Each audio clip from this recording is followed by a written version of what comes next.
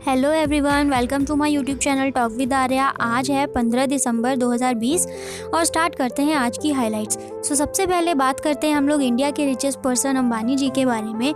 आज इन्होंने एक स्टेटमेंट दी है जिसमें उन्होंने बताया है कि आने वाले 2 डिकेड्स में, यानी कि अभी से 20 साल के बाद, इंडिया जो है टॉप 3 इकोनॉमी में से 1 होगा। यानी जो टॉप की रिचेस्ट 3 इकोनॉमी है, 3 कंट्रीज़ होंगी, उनमें इंडिया फर्स्ट, सेकंड या थर्ड पोजीशन से कहीं ना कहीं तो लाई करेगा ही करेगा आफ्टर 20 ईयर्स, यानी 2 डिकेड्स के बाद। साथ ही जो अभी पर कैपिटा इनकम है जितनी भी है वो उससे मोर देन डबल हो जाएगी, यानी डबल से भी ज़्यादा। ये एक बहुत अच्छी स्टेटमेंट इकोनॉमी के बारे में जो हमें सुनने को मिली है कि अभी से 20 साल बाद इंडिया अभी जहाँ है उसके डबल से भी ज़्यादा होगा। नेक्स्ट में बात करते हैं मोदी जी की स्टेटमेंट के बारे में। ये फार्मर्स प्रोटेस्ट को लेकर के मोदी जी ने एक स्टेटमेंट दी है जिसमें उन्होंने ये बोला कि फार्मर्स जो भी सरेंडर कर रहे हैं या जो ये प्रोटेस्ट कर रहे हैं, इन लोगों को मिसगाइड किया गया है।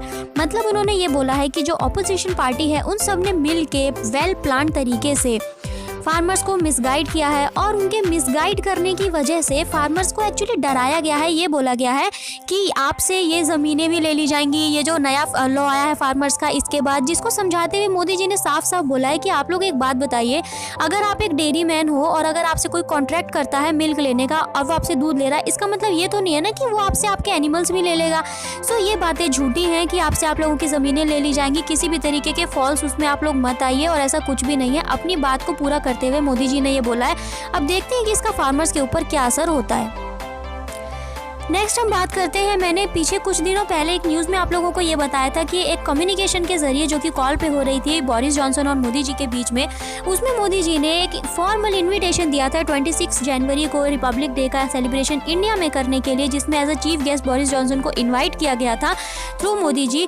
आज उसका फाइनल रिप्लाई आया है और उन्होंने ये प्रपोजल जो उन्हें दिया गया था, ये इन्विटेशन उन्होंने एक्सेप्ट कर लिया है कि और अब वो जो है हमारे रिपब्लिक डे की जो भी परेड होती है उसमें एज अ चीफ गेस्ट वो ज़रूर हिस्सा लेंगे।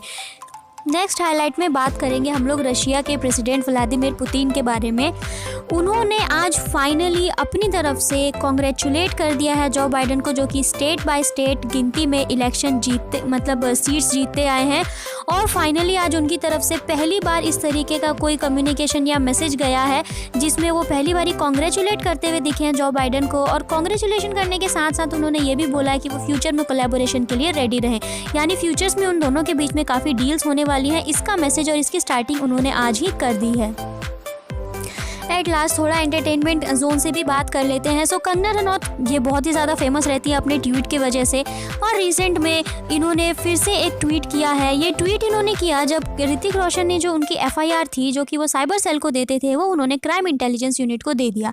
इसके बाद उन्होंने ट्वीट किया है कि ऋतिक को मूव ऑन करना चाहिए, ब्रेकअप को बहुत ज़्यादा टाइम हो चुका है, एक छोटे से रिलेशन को जो बहुत छोटे टाइम चला उसके बाद से ब्रेकअप हो चुका है, उसके बाद ना उन्होंने किसी को डेट किया है, डिवोर्स भी उनका तभी हो गया था। अब उनको मूव ऑन करना चाहिए लाइफ में।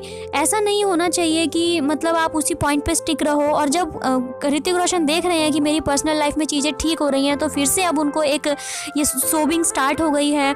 उन्हें ऐसा नहीं करना चाहिए। इस तरीके का ट्वीट कंगना ने किया। अब देखते हैं ऋतिक का इस पर क्या रिस्पॉन्स आता। फिलहाल आज के हाइलाइट्स में इतना ही, 15 दिसंबर 2020 की। फिर मिलते हैं कल नेक्स्ट अपडेट्स के साथ, तब तक के लिए टेक केयर।